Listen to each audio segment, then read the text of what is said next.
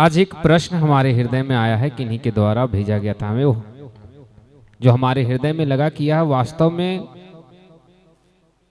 प्रश्न एक ऐसा है जो रामायण में बड़ा सुंदर प्रश्न भी है और हनुमान जी पर संदेह भी है।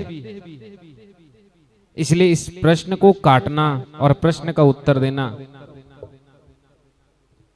हमारा वो उत्तरदायित्व था। एक प्रश्न बड़ा सुंदर आया है कि किसी ने पूछा कि हनुमान जी परम ज्ञानी हैं, उन्हें ज्ञान गुण सागर कहा गया, और जब वे लक्ष्मण जी के लिए संजीवनी बूटी लेने गए तो पूरी पर्वत उखाड़ लाए, तो क्या उन्हें संजीवनी बूटी का ज्ञान नहीं था? या राम जी द्वारा या बाकियों के द्वारा उन्हें समझाया गया कि संजीवनी ऐसे होती ऐसे दिखती, फिर भी वो ना ला पाए, तो क्या उनके ज्ञान पे संदेह करें?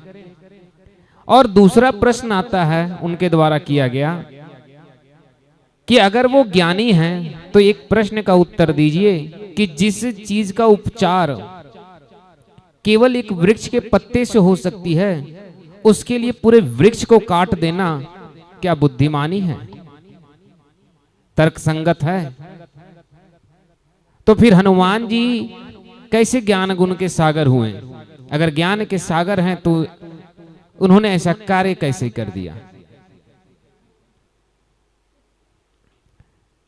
तो देखिए, इस प्रश्न का जो उद्देश्य है बड़ा सुंदर है, और ऐसे प्रश्न जब मन में संदेह उत्पन्न करता है तो इसका अर्थ है कि पढ़ने वाले ने बड़ा ध्यान से पढ़ा है।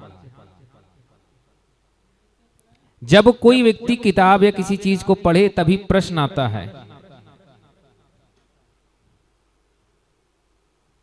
अगर मूर्ख व्यक्ति से पूछा जाए तो मूर्ख व्यक्ति को संदेह ही ना हो, क्योंकि मूर्ख ने कभी अपनी ज्ञान को देखा ही नहीं, तो जो ज्ञान को देखना चाहे उसी को संदेह होता है। तो इस प्रश्न का बड़ा साधारण सा मैं उत्तर देता हूं कि ऐसा क्यों हुआ।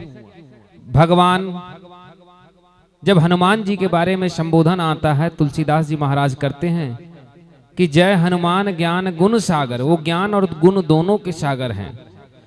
और जब ज्ञानी पुरुष कुछ कार्य करे तो वह दीर्घकालीन अवस्था को देखकर करते हैं। हम जैसे साधारण मानव, हम से जैसे छोटी बुद्धि वाले लोग अगर किसी कार्य को करते हैं तो वह आज को देखकर करते हैं, लेकिन जो परम ज्ञानी पुरुष होते हैं वह जो नींव रखते हैं वह आने वाले भविष्य को देखकर रखते हैं। तो हनुमान जी यहाँ पे वर्तमान को नहीं, एक भविष्य दीर्घकालीन समय को देखते हुए बड़ा सुंदर एक उदाहरण देते हैं। उन्हें कहा गया था कि जाकर के संजीवनी लाना है। अब साधारण सा सोचिए कि किसी व्यक्ति के द्वारा जाना और 4 पत्ते तोड़ कर ले आना, यह आसान है, या उस वृक्ष को काट करके उखाड़ कर ले आना यह आसान है? आसान तो 4 पत्ते लाना है, पर हनुमान जी ने आसान भारी नहीं देखा। यहां पे उन्होंने क्या किया, पूरी पर्वत उखाड़ लाए, बोले पूरी भारी काम कर लो। इसी के बीच में संजीवनी है। अब एक उदाहरण देखिए कि किसी बालक को उसके पिताजी ने कहा कि बेटा जा करके गाड़ी में जा और थोड़ी सी कचरा उसे साफ कर लो, उसे पोंछ देना, मिरर थोड़ी शीशा गंदी हो गई है। बच्चे ने गया और पूरी गाड़ी को चकमक एकदम धो धा करके निकल लाया, अब अंदर की सारे कचड़े साफ कर दिया।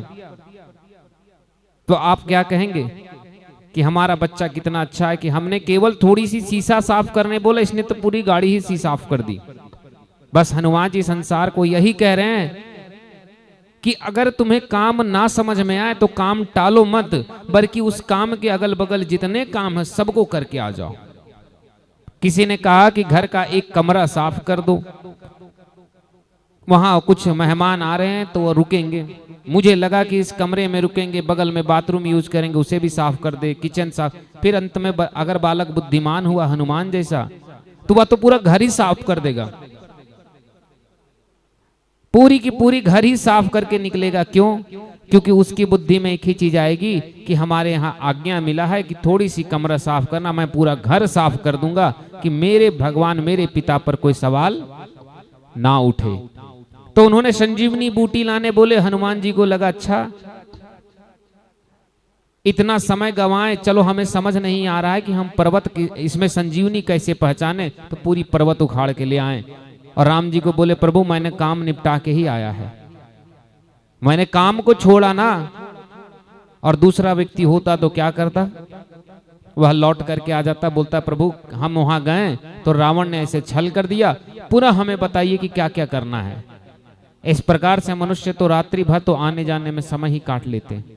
तो भगवान जो हनुमान जी हैं ये बड़ा दीर्घकालीन उदाहरण दुनिया को दे रहे हैं कि मैं जो पर्वत उखाड़ के लाया हूं इससे संसार यह सीख ले कि अगर किसी ने हमें कोई कार्य को दिया है तो उस कार्य में ये आवश्यकता नहीं कि अगर हमें कार्य ना समझ में आए तो हम ना करें, बल्कि हमें कार्य ना समझ में आए तो उस कार्य को इतनी गहराई तक कर दें कि यह सवाल ही ना उठ सके कि हमने किया ही ना।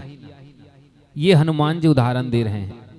और साधारणतः आज के बालकों में देखिए तो किसी को कहिए कि ये कार्य कराओ और उसके वहां सामने जाने के बाद बोला जाए कि ये कार्य नहीं हो रहा है तो वह घूम करके आ जाता है। किसी को कहिए जाकर के खाना बना लो, दाल चावल बना लो और थोड़ी सी भुजिया भून लेना, उसे लगा कि चलो कोई मेहमान आ रहे हैं तो 4 सब्जियां और बना देते हैं, आपको भी लगेगा कि बालक कितना मेहनती है। तो सेवा आदेश से आगे बढ़कर किया जाता है। जब आप किसी के यहां जाएं तो जब कोई आपको भोजन कराए तो भोजन अपनी इच्छा से कम करनी चाहिए, लेकिन जब सेवा करने जाएं तो अपनी इच्छा से अधिक करनी चाहिए। ये दोनों का भाव अलग अलग होता है, क्योंकि हमारे सनातन परंपरा में सेवा सबसे बड़ा धर्म बताया गया है। यहाँ हनुमान जी संसार को ज्ञान दे रहे हैं कि मुझे जितना कहा गया मैं उतना से ज्यादा करके आया। हनुमान जी को कहा गया कि जाओ लंका में सीता जी के लिए पता करके आओ। अब बस कोई साधारण मानव जाता, वाटिका में छुप कर सीता जी को देखते और चुपचाप राम जी को लाके बता देते, परंतु वे गए, लंका को जलाए, रावण को चेतावनी दिए, फिर लौट कर आए, जबकि राम जी उतना नहीं बताए थे कि तुम्हें क्या क्या करना है। यही शिष्य की, यही सेवक की पहचान है कि गुरु के हर बात को बोलने से पहले ही जो कर ले वही शिष्य श्रेष्ठ होता है। ये हनुमान जी ने संसार को प्रमाणित करके दिए हैं कि भैया हमें आवश्यकता नहीं कि आपको ये चीज बोलना पड़े। हम कहते हैं ना कभी कभी किसी को कि पुत्र तो वही श्रेष्ठ है जो पिता के कहने से पहले ही पिता के भाव को समझ जाए। तो सेवक का यही धर्म है कि स्वामी के कहने से पहले ही उनके समस्त भावों को समझ करके समस्त सेवा को कर लेना ही यही ज्ञान और बुद्धिमान और एक अच्छे सेवक का पहचान है। तो हनुमान जी वही कार्य करते हैं कि बोला गया संजीवनी ले आओ, संजीवनी ना पहचान सके तो वापस आने से बेहतर पूरी पर्वत ही उठा के ले आओ, परंतु काम को किसी अन्य के भरोसे मत छोड़ो। क्या पता उस पर्वत में बाद में कहा जाता कि संजीवनी के साथ कोई और बूटी थी, उसे भी लानी थी। तो भैया पूरी पर्वत ले आओ। और जिस पर्वत को लाया गया था जहां संजीवनी होती है वहां 21 अलग प्रकार की बूटियां साथ में होती है। संजीवनी बूटी अकेला कहीं पे नहीं होता है। वैसे यह कलयुग में विलुप्त हो गई है। कलयुग में शास्त्र में दिए हुए जितने भी आयुर्वेदिक उपचार थे उसकी 90% हिस्सा समाप्त हो चुकी है, और जो बची हुई 10 है वह भी धीरे धीरे समाप्त हो जाएगी। तो संजीवनी बूटी जहां होती है वहां 21 अलग अलग बूटियां थी, इसलिए हनुमान जी ने पूरी पर्वत उखाड़ कर ले आए कि भैया जिसको जिसकी आवश्यकता है वह लेते रहो। ये थी उनकी सेवा का भाव। जो तिल भर में स्वामी का संदेश मिल जाए तो पूरी तार उखाड़ कर ले आए, वही है सेवक। इसी को हमारे सनातन परंपरा में कहा गया है स्वामी और सेवक के बीच संबंध और एक श्रेष्ठ सेवक की पहचान। तो हनुमान जी का ज्ञान जो था इतना तीव्र था कि वह संसार को दीर्घकालीन संदेश दे रहे थे, जिससे हम सब सीख सकें कि कार्य जितनी हो उससे 4 कदम बढ़कर आगे कर लो। हमारे पिता ने हमें आदेश दिया कि ये चीज पता करके आओ, किसी दुष्ट के यहाँ से पता करके आओ, तो केवल पता करके मत आओ, क्षमता है तो उस दुष्ट को पटक कर मारो। यही हनुमान जी ने रावण को संदेश दिए कि रावण केवल चेतावनी देने के लिए नहीं आया, तुम्हें जलाकर भी जाऊंगा और तुम्हें चेतावनी भी दूंगा और 2-4 को तुम्हारे लोगों को मार कर भी जाऊंगा, क्योंकि मेरे स्वामी ने सिर्फ पता करने का आदेश दिया है, लेकिन सेवक का धर्म है कि स्वामी की शक्ति भी संसार को दिखा देना कि मेरे स्वामी क्या कर सकते हैं। ये हनुमान जी की एक सेवक का धर्म निभा रहे थे। कहें थे थोड़ी सी और करके आ गए पूरी। कहते हैं ना कि कभी कभी कोई कर्म करने निकला था और पूरी कांड करके आ गए, तो हनुमान जी वही थे, छोटी सी कर्म करने गए थे, पूरी लंका का कांड करके आ गए। यही होता है स्वामी और सेवक का संबंध, यही है स्वामी और सेवक का संबंध। इसीलिए हमारे सनातन परंपरा में हनुमान जी को सबसे श्रेष्ठ भक्त बताया गया है कि जो स्वामी के आदेश मात्र मिल जाने से उनके पूर्ण आदेश को समझ जाते थे, जो केवल स्वामी के भावों को और इच्छाओं को देखकर, उनके गुण को देखकर समझ जाते थे कि हमें अगला निर्णय क्या करना चाहिए जिससे हमारे स्वामी प्रसन्न हो। यह है सेवक का धर्म।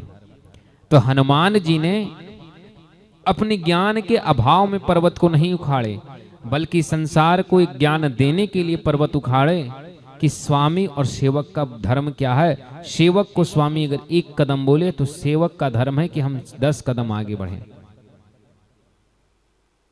यही सेवक का धर्म है। जब हम किसी का घर में जाएं तो अत्यंत भोजन हमें मिल जाए, लेकिन कहा गया है कि अगर वहां कहीं जाएं तो भोजन हमेशा सोच समझकर करें और हो सके तो कम ही करें। इसी प्रकार से जैसे कुटुंब का धर्म है, उसी तरह किसी कुटुंब आने पर गृहस्थ का धर्म है कि अगर कुटुंब आ जाए तो आप अपनी पेट भूखे रह जाए लेकिन उसे भरपेट भोजन कराएं। तो हमारे शास्त्र में अलग अलग धर्म अलग अलग लोगों के लिए बताया गया है।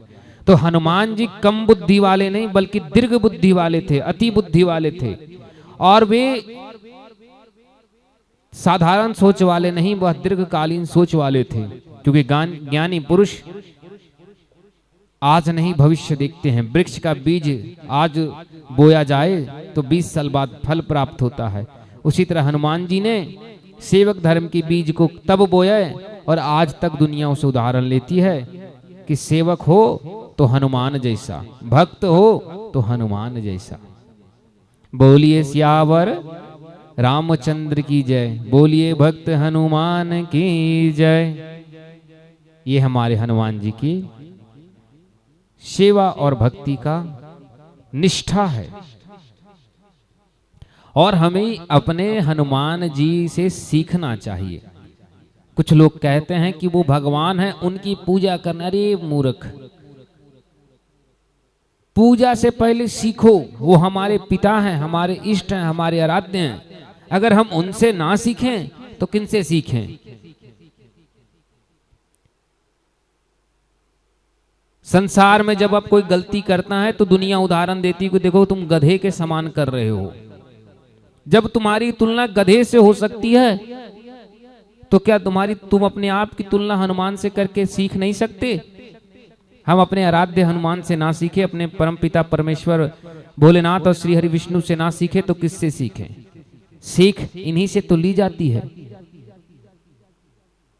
सीख हनुमान से ना सीखें कि सेवक धर्म क्या होता है, सीता जी से ना सीखे कि नारी धर्म क्या होता है, और राम जी से ना सीखे कि राज धर्म क्या होता है, तो हम सीखें किससे? उनसे जो स्वयं लोभ में पड़े हुए हैं, या उस व्यक्ति से जो स्वयं इनकी दिन रात माला जप रहे हैं और हमें इनकी ज्ञान दे रहे हैं। हम उनसे बेहतर है कि हम इन्हीं से एक बार सीख लें। स्वामी से सीखो, ना कि स्वामी के परम सेवक से जाकर तुम सीख रहे हो। अगर स्वामी ही साक्षात खड़े हैं तो फिर स्वामी की सेवा कर लो। हनुमान जी जब स्वयं ज्ञान के प्रतिरूप हैं तो ज्ञान थोड़ी उन्हीं से प्राप्त कर लो। यही है सेवक धर्म। और समस्या है कि आज के माँ पिता शिक्षक ऐसे ज्ञान रूपी जो गूढ़ बातें हैं वो बालकों को नहीं देते हैं। मुझे लगता है कि इस प्रश्न का जो वास्तविक उत्तर था, जो सत्य रूपी उत्तर था, मैंने उसे दिया। अगर आपके भी हृदय में कोई प्रश्न हो तो हमारे डिस्क्रिप्शन में व्हाट्सएप की नंबर है, आप उस पर अपने प्रश्न को भेज सकते हैं। परंतु प्रश्न धर्म संबंधित और तर्क संबंधित हो। ऐसा नहीं कि आप व्यर्थ में अपने परिवार या दुनियादारी डालें। प्रश्न आप धर्म से ही संबंधित डालें और तर्क संबंधित डालें, ना कि व्यर्थ की ऐसी सब प्रश्नों को डालें जिसे सुनकर मुझे स्वयं ही उत्तर मैं ना दे सकूं। आज कथा यहीं समाप्त करते हैं। कल पुनः 10 सवा 10 बजे शिव महापुराण की कथा आरंभ करेंगे। बोलिए सियावर रामचंद्र की जय। जय जय श्री राधे। जय जय श्री राधे।